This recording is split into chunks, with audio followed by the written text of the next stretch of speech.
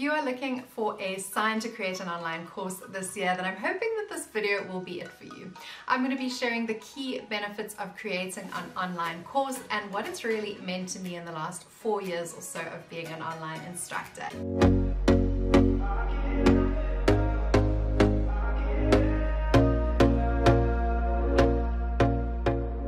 I must say the benefits for me have been innumerous, but for the purposes of this video, I've ranked my top 4 reasons as to why I believe you should create an online course in 2021 and beyond, and really why there is such a huge gap in the market for instructors, especially at this point in time. If you're new to my channel, welcome. My name is Megs. I'm an online course creator based in Cape Town, South Africa, and every week I release tech tutorials helping you do digital better. I'm going to save the best for first and start with the money argument. So you will know as a small business owner or potentially a freelancer that there's a finite amount of ways that you're going to be able to generate more income for yourself on a monthly basis. So the first way is, of course, hiring other people. Freelancers have the key challenge where they can only bill a certain amount of hours in a month. So if they're wanting to generate more income, sadly, it typically means creating new versions of themselves, which until cell replication exists would mean hiring new people. However, this does come with a lot of drawbacks, including the stress of management and having to be responsible for other people's input and output, and making sure that they're going to be able to deliver at a level that is really at the satisfaction of your clients. So for me, at this point in time, it's not something that I'm necessarily that comfortable with, but maybe in the long term, I could look at hiring more people. The second way in which I could do this is I could hike my prices. So this is a tricky one because, of course, your current clients are used to paying a set retainer fee. For you to go and increase your prices, even in a small amount, it's going to be challenging to justify at the best of times. So for sure, you're going to want to implement annual increases, and there's absolutely nothing wrong with doing this, but it is going to open you to a lot of negotiations and renegotiations, which could result in your clients going elsewhere.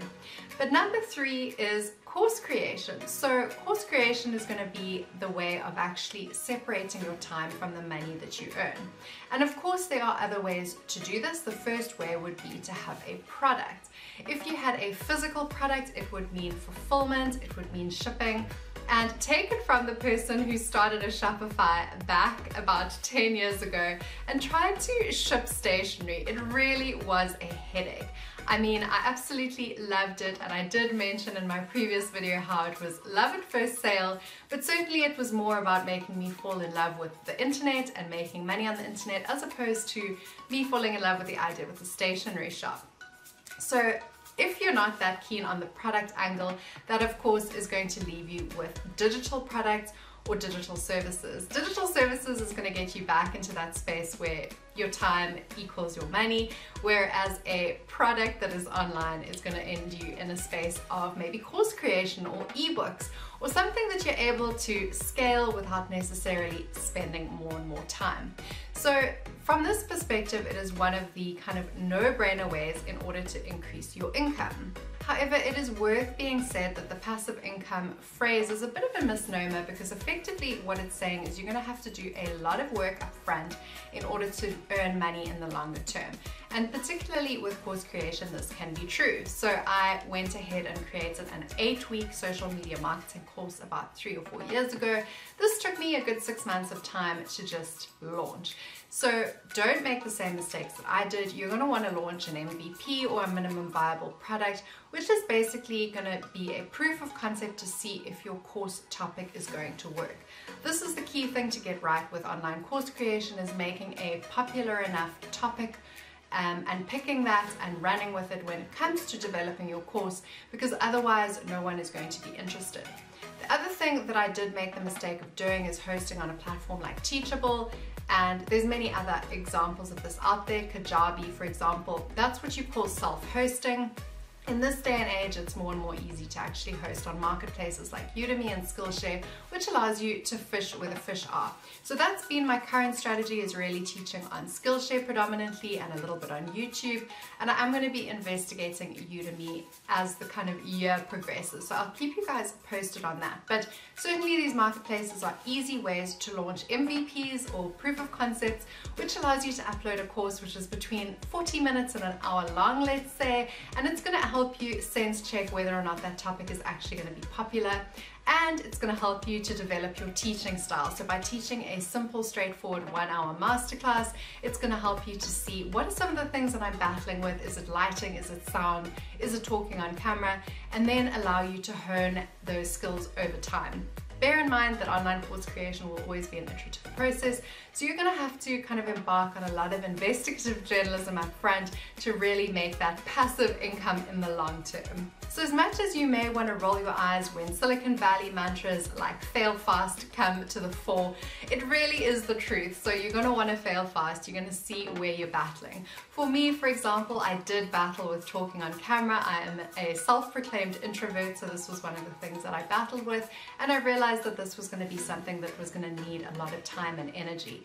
So I immediately could start to acknowledge some of my flaws and work on those, and then realize actually social media marketing was a great topic, and even though it was the first thing that I chose and the first thing that came to mind, it turned out to be really popular.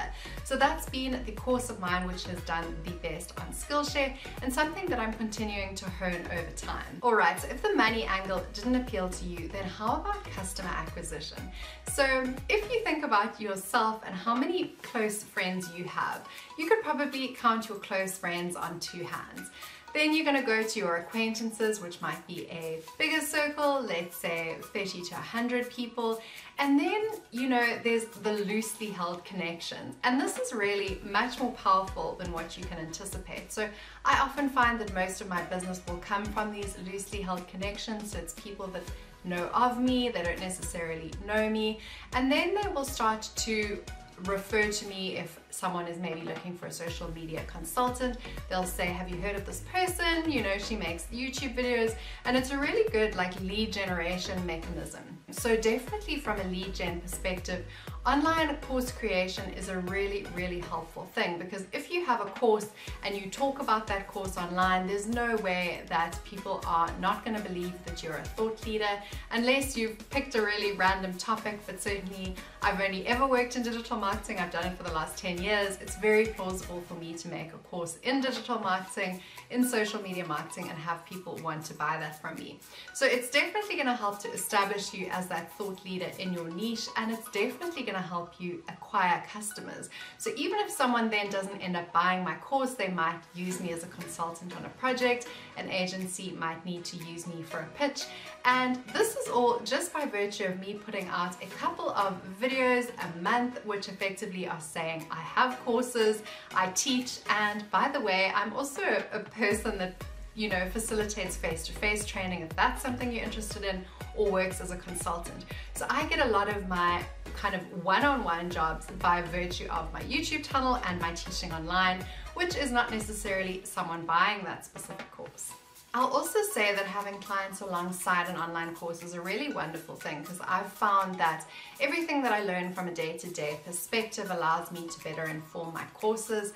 I'm not saying that you have to have clients, and potentially if your online business became so successful that you didn't need clients, maybe it would be something that you got away with. But for me, certainly, it's kind of created a little ecosystem where the things that I learn from my day-to-day jobs as a consultant is really going to help me to inform what those courses look like and what some of the top tips that I'm actually giving out are like. Alright, angle number 3 is customer success and retention, and this one's a little bit less straightforward, but hear me out. So I'm a consultant, and people are using maybe a variety of different consultants to help them with their business. If I'm producing online course material, which I sometimes put onto YouTube and make freely accessible on LinkedIn, it means that people are going to know that I'm a thought leader in the space and that I consistently do add value over and above what I'm delivering to you as a paid-for client. They are then going to be more likely to stick around and less likely to shop around for different providers. And this is especially true if you're offering a product like a software as a service business. If you're generating video content in an online course format or even just free videos that you put out online, people are going to better understand the value that your software is delivering and therefore be much more likely to stick around. So I call this the leaky bucket phenomenon, where oftentimes people will think that acquisition is their key challenge within that marketing funnel, but actually it's the fact that they're getting people in and then those people are not necessarily sticking around, which is going to result in less profit in the long term. So online course creation and creating videos which support those online courses is a really great way of iterating and reiterating your value to your client base and continuing to state that you are the expert in this field and that you are going to be the best poised person to help them either with your own services or with the products that you offer. Alright, so now it's probably a good time to pause and also consider how you're going to get people to your online course. So many people tend to ask me this question or even troll me in the comments saying, why would anyone buy your courses if you give away your content for free? And I do my best not to take offense because it's a really great question, and certainly it's going to be important to get that balance right in terms of free and paid content. But Gary Vaynerchuk famously has a book which is called Jab, Jab, Jab, Right Hook, I think, and he wishes he could call the book Jab, Jab, Jab, Jab, Jab, Jab, Jab, Right Hook. So basically what he's trying to say is you have to offer those free bits of content and those free little nuggets of value to be established as a thought leader and to be top of mind when it comes to a particular topic, and then only you're going to try the right hook, which is actually going to get people to buy from you. And without those series of jabs up front, as a boxing lover myself, you know, the analogy is just too perfect not to use, because all that it's saying is that you have to demonstrate your level of competence, the fact that you have high production quality on your videos, and that you're really going to offer a brilliant course. And without offering any free content, of course, it's very difficult for someone to justify changing or swapping their money for your course. Certainly, though, this is different depending on which platform you choose to use. With Skillshare, for example, if someone's paid their monthly premium, which they now have to do because Skillshare is actually changing their rules, the only people that will now be free on the Skillshare platform will be teachers. And so what this means is that everyone is paying that monthly premium and they're able to consume as much content as they want. Think of it as the Netflix for e-learning. So it doesn't mean necessarily that you have to convert someone, as in they have to pull out their credit card to watch your course, but definitely they already need to be a premium customer, and then they need to still be able to part with that time. So even if it's not a transaction of money, it's certainly a transaction of time, which in this day and age is pretty much the same thing. So do keep that in mind, that you're going to have to get the balance right to really convince people to part with their time, their money, or both in order to do your course in the first place. Alright, now point number 4 is for the knowledge lovers out there, which includes myself, and that is, how great is it to learn a new skill and hone it?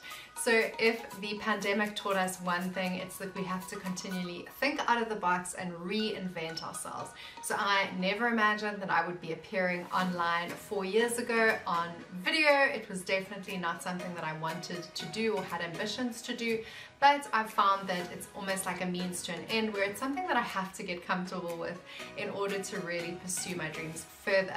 And this doesn't just mean presenting online, it also means video editing, being able to understand the basics of sound or lighting, and really getting to grips with all the different technicalities. Now, although this might sound like a bit of a headache, I think if you have a growth mindset, which I do speak a lot about in my courses, it's going to mean that you're actually approaching things in a really positive way and not seeing things as challenges or sticking blocks, but actually as something that you can push forwards with and learn a new talent in the meantime.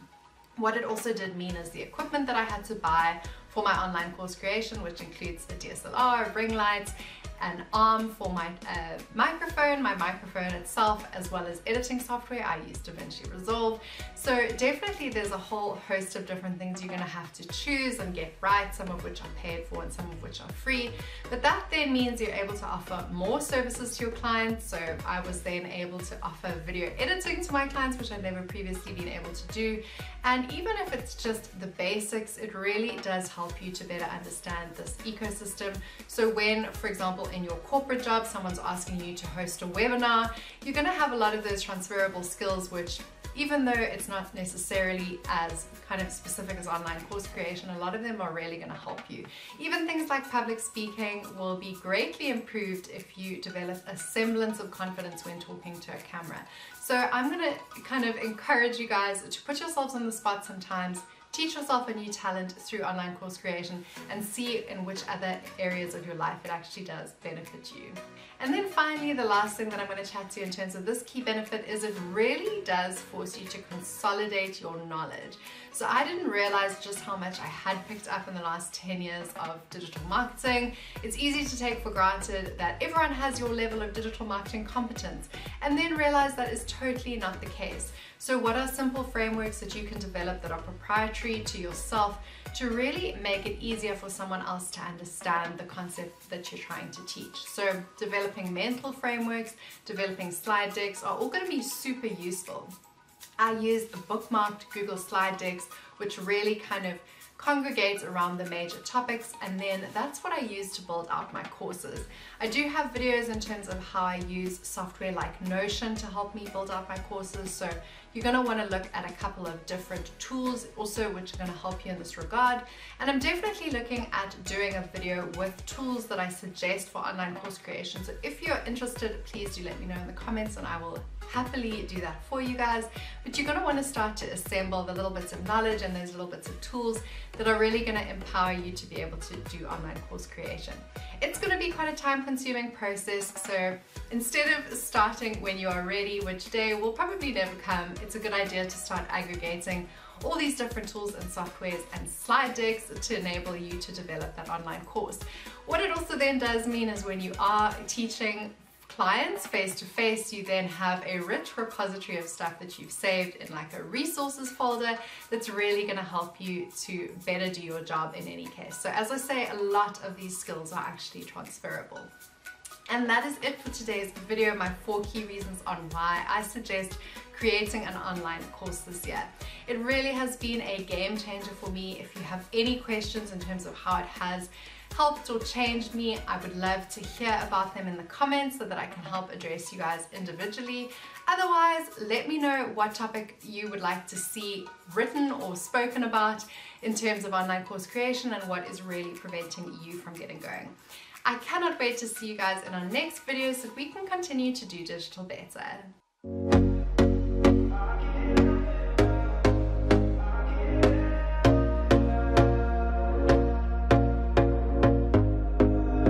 Here we go again. Trying hard, but you